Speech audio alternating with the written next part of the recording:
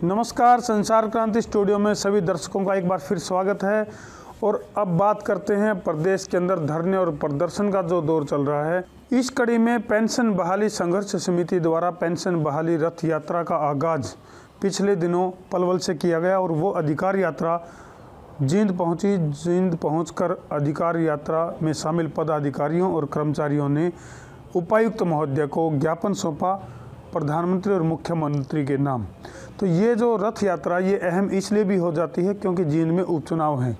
तो पदाधिकारियों का ये है भी दावा किया गया कि यदि उनकी मांगों पर गौर नहीं किया गया तो जींद उपचुनाव को प्रभावित करने की क्षमता ये रथ यात्रा रखती है।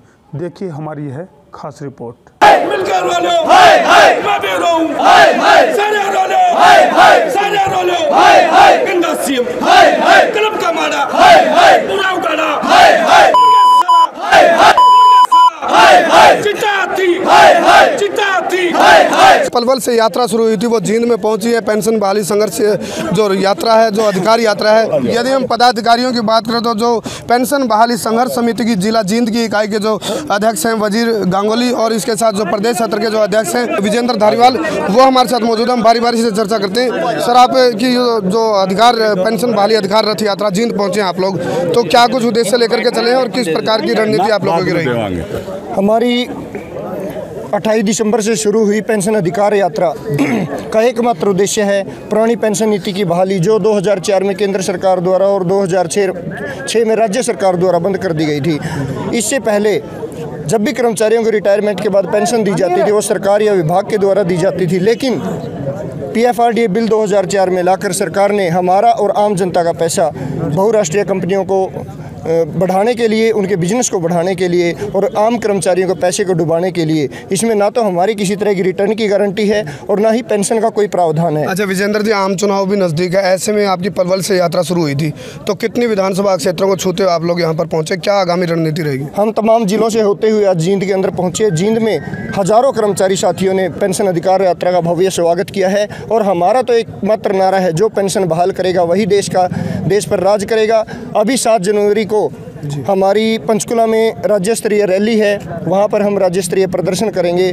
तो अभी सरकार के पास मौका है, या तो हमारे मुख्यमंत्री में मीडिया के माध्यम से और CID के माध्यम से और अधिकारियों के माध्यम से भी एक बात पहुँचा रहे हैं हम, मुख्यमंत्री हमारे मंच पर आए और पुरानी पेंशन नीति की घोषणा करें तो हम उनका समर्थन करेंगे। अगर ऐसा नहीं करते तो आने वाले अगले जो उपचुनाव हमारा जींद के अंदर होने वाला है, इनका हम पुरजोर न केवल विरोध करेंगे अपितु उनके उम्मीदवार को हराने का काम करेंगे। विजेंद्र जी, सूत्रों के हवाले से ऐसी भी जानकारी आ रही है, प्रशासनिक जो सत्ता पक्ष में जो लोग बैठे हैं वो ये कहते हैं भी 1% 2% कर्मचारी हैं, क्या कुछ हमारा विरोध कर लेंगे, क्या हमें नुकसान है? इस तरह के जो इनपुट आ रहे हैं उसके बारे में क्या आर पार के मूड में क्या रहेंगे आप लोग, क्या रणनीति रहेगी? सरकारी कर्मचारी जिस भी गली मोहल्ले या शहर में रहता है उसका प्रभाव हमेशा होता है। एक कर्मचारी लगभग 30 से 40 वोटों को प्रभावित करने का काम करता है। सरकार इस गलतफहमी में ना रहे कि 1% है, अपितु ये तो 90% लोगों को अपने साथ लेकर चलने का काम करते हैं। जींद की सियासत गर्म है, उपचुनाव की तारीख आ गई 28 तारीख और जींद जिला इकाई के जो पदाधिकारी हैं वजीर गांगुली, जो संघर्ष पेंशन बहाली संघर्ष समिति के अध्यक्ष वो भी मौजूद है। तो ऐसे में जींद में 28 तारीख को चुनाव है, आप लोग क्या कुछ करने वाले हैं और किस प्रकार की रणनीति आपकी रहेगी? और उपचुनाव की भी तारीखें आ गई हैं, किसको समर्थन रहेगा, क्या रणनीति रहेगी? सबसे पहले तो मैं संसार क्रांति चैनल का धन्यवाद करता हूं। NPS कर्मचारियों की, पीड़ित कर्मचारियों की मांग को समय समय पर उठा रहे हैं और मैं चैनल के माध्यम से, मीडिया के माध्यम से सरकार को बताना चाहता हूं कि अभी 5 राज्यों में चुनाव थे, वहां 5-0 से सीरीज हारी है भारतीय जनता पार्टी ने। और आने वाले समय में जींद 28 जो जनवरी को चुनाव है, उस चुनाव में भी हम बता देंगे कि 1% कर्मचारी संख्यों की ताकत क्या होती है। और मैं तो यही चाहूँगा कि सरकार को सद्बुद्धि दे परमात्मा, हवन करवाया जाए NPS कर्मचारियों के द्वारा। जो सरकार जनता और कर्मचारियों की देखरेख नहीं कर सकती, वो तो राजनीति से संन्यास लेकर के, सरकार से संन्यास लेकर के IAS और HCS और ACS अधिकारियों के हाथों में सत्ता को सौंप देना चाहिए, ताकि पूर्ण रूप से जनता अपना जीवन यापन, कर्मचारी भी साथ में। तो ऐसे में चुनाव होने हैं तो सपोर्ट की बात आती है, साथ देने की बात आती है, तो आप लोगों का साथ देने में क्या आप क्राइटेरिया रखेंगे, किस प्रकार की रणनीति आप लोगों की रहेगी? क्राइटेरिया ये रहेगा साथियों, सभी कर्मचारी एक सुई की नोक से निकलेंगे, एक भी कर्मचारी इधर उधर नहीं होगा। जो हमारी पेंशन बहाल करेगा, जो हमारी मांग को अपने मैनिफेस्टो में 1 नंबर पर लेकर के आएगा, जो हमारे मंच के माध्यम से हमारा समर्थन करते हैं, उनको हम जिताने का काम करेंगे। तो यहाँ पर ज्ञापन दिया गया है तहसीलदार प्रवीण कुमार जी को, इनसे पूछते हैं। सर, ज्ञापन दिया गया, क्या कार्रवाई करने जा रहे हैं आप लोग? आज पेंशन बहाली संघर्ष समिति के द्वारा एक ज्ञापन पेंशन बहाली के लिए दिया गया है और मुख्यमंत्री महोदय के नाम प्रेषित है। ये अभी तुरंत प्रभाव से हम मुख्यमंत्री महोदय, उपायुक्त साहब यहाँ पर मौजूद नहीं है इसमें? तो नहीं, उपायुक्त महोदय इलेक्शन का कार्य चल रहा है, जैसे कि उसमें बिजी है प्रशासनिक कार्यों में, तो उनके भी आप पे मैं ज्ञापन। तो इसको आप लोग कार्रवाई की जहाँ तक बात आती है, किस प्रकार का आश्वासन इनको क्या देना चाहेंगे अपनी तरफ से डिपार्टमेंट? जो भी मांग पत्र और ज्ञापन ये सौंपा गया है, ये इसी सूरत में अतिशीघ्र आज ही मुख्यमंत्री महोदय को पहुँचा दिया जाए। चलिए, तो यहाँ पर जो प्रशासनिक अधिकारी हैं, इनके द्वारा, प्रवीण कुमार के द्वारा कहना है कि भाई अभी तुरंत प्रभाव से हम इनको आगे भेजेंगे और जैसे ज्ञापन देंगे। जयवीर जुलानी जो राज्य सचिव है वो भी मौजूद हैं। तो सर, आप लोग संघर्ष करते आ रहे हैं, किस प्रकार, जैसे नाम भी यात्रा का संघर्ष यात्रा रखा गया है, पेंशन बहाली संघर्ष यात्रा, तो ऐसे में क्या कदम आप लोगों के, यदि सरकार आपकी मांगों को नहीं मानती है तो अगला कदम क्या होगा? ऐसा है, अगर सरकार ने हमारी मांगें नहीं मानी तो जींद के अंदर जो उपचुनाव होने जा रहा है उसमें इनका जो चेहरा है असली, वो इनको आईने में दिखा देंगे। और उसके साथ हरियाणा कर्मचारी महासंघ ने जो दिल्ली के अंदर PBSS के साथियों की जो रैली की थी, उसमें हरियाणा कर्मचारी महासंघ के महासचिव व राज्य के प्रधान वहाँ पर पहुँचे थे, विश्वनाथ शर्मा जी, और उन्होंने ललकारा था केंद्र सरकार को भी और हरियाणा सरकार को भी कि ये पुरानी पेंशन जो है ये आप बहाल करो, नहीं तो हरियाणा कर्मचारी महासंघ हर स्तर पर PBSS के साथियों के साथ कंधे से कंधा मिलाकर कार्य करेगा। और सरकार को बार बार, सरकार हमें हल्के में ले रही है, लेकिन हम बार बार बिल्कुल चेतावनी देना चाहते हैं, सरकार की जो कुंभकर्णी नींद है उसे जाग जाए, नहीं तो जींद के उपचुनाव में ही हम सरकार का बंटाधार कर देंगे। ये सरकार जो में 1% में गिनने जा रही है कर्मचारी साथियों को, इसको हम बता देंगे। एक के साथ हमारे कम से कम एक कर्मचारी के साथ मैक्सिमम 10 आदमी तो जुड़े हुए हैं उसके परिवार के, तो कर्मचारियों के 3.5 लाख जनसंख्या हरियाणा के अंदर, उसको आप 10 से गुणा करके देखो, इतनी वोट तो हमारे पास हैं। और हर कर्मचारी का अपने मोहल्ले में, घर में, परिवार में, गांव में कुछ प्रभाव होता है, कुछ उसका भाईचारा होता है, वो 10 वोट तो कम से कम आराम से और भी ले सकता है। वो सरकार के खिलाफ ही हम वोट देंगे, या उपचुनाव से पहले जो भी मैनिफेस्टो में सबसे पहला एजेंडा है पुरानी पेंशन बहाली घोषणा कर दे। तो क्या कोई कैंपेन चलाएंगे उपचुनाव के विरोध में, जैसे क्योंकि उपचुनाव हैं 28 तारीख को, कोई कैंपेन चलाई जाएगी सत्ताधारी पार्टी के खिलाफ? मैं संसार क्रांति टीम का तहे दिल से धन्यवाद करता हूं, और मैं आपको मीडिया के माध्यम से सरकार को चेताना चाहता हूं कि, और उनको निमंत्रण भी देते हैं कि 7 जनवरी के दिन पंचकुला के अंदर हमारी ये रथ यात्रा समाप्त होगी, वहाँ एक राज्य स्तरीय प्रदर्शन किया जाएगा।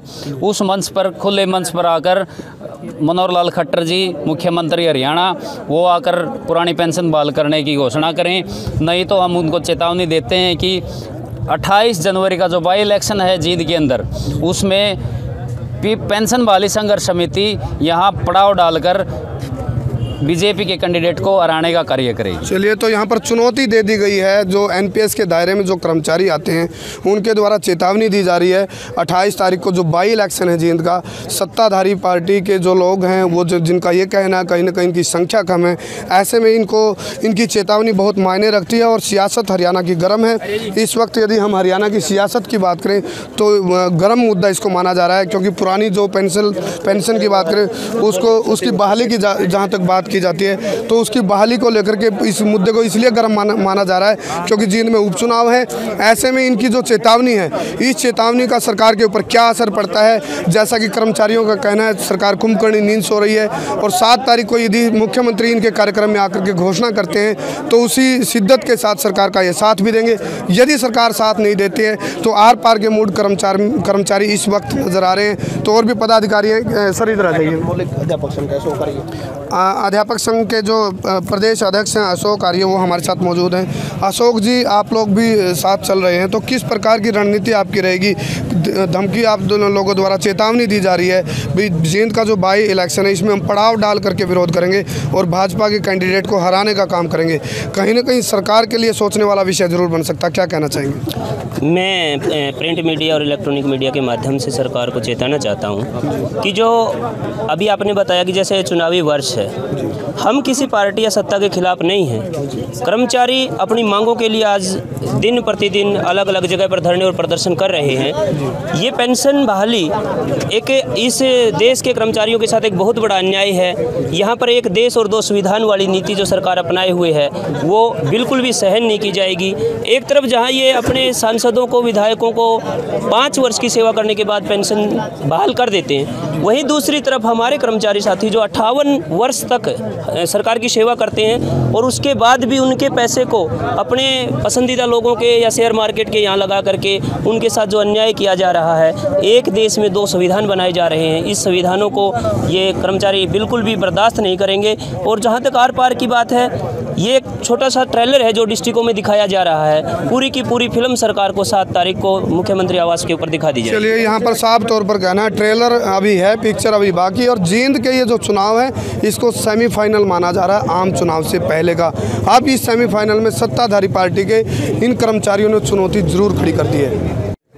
तो जो जिस रथ यात्रा की हम बात करें, यही वो रथ है जिसमें लिखा गया है पेंशन बहाली संघर्ष समिति हरियाणा है और नाम रखा गया है इस यात्रा का पेंशन अधिकार रथ यात्रा। तो ऋषि नैन है क्या नाम, हाँ जी, राज्य महासचिव ऋषि नैन। तो किस प्रकार की रणनीति रहेगी, क्या आप लोगों का एजेंडा रहेगा, क्या करने जा रहे हैं? जो ये पेंशन अधिकार रथ यात्रा 28 दिसंबर को पलवल के उस ऐतिहासिक स्थान से चली है जहाँ पर महात्मा गांधी जी ने रोल टैक्स के खिलाफ अपनी यात्रा शुरू की थी और गिरफ्तारी दी थी। साथियों, इसका उद्देश्य है पुरानी पेंशन बहाल करवाना, जो कि प्रत्येक ज़िले से होते हुए तमाम कर्मचारियों को जागरूक करते हुए उनसे आह्वान करती है कि 7 तारीख को 7 जनवरी 2019 को पंचकूला में पहुँच इस सरकार की नींद को जगाना है। तमाम पार्टियाँ आज जाग चुकी है। केजरीवाल भी कह रहा है मैं पुरानी पेंशन देने के लिए तैयार हूँ, दुष्यंत चौटाला कह रहा है मैं पुरानी पेंशन देने के लिए तैयार हूँ, मैं भूपेंद्र हुड्डा कह रहा है कि हमारा प्रयोग ये फैल रहा जो हमने हरियाणा में लागू किया था वो भी दोबारा से पुरानी पेंशन लागू करने के लिए तैयार है।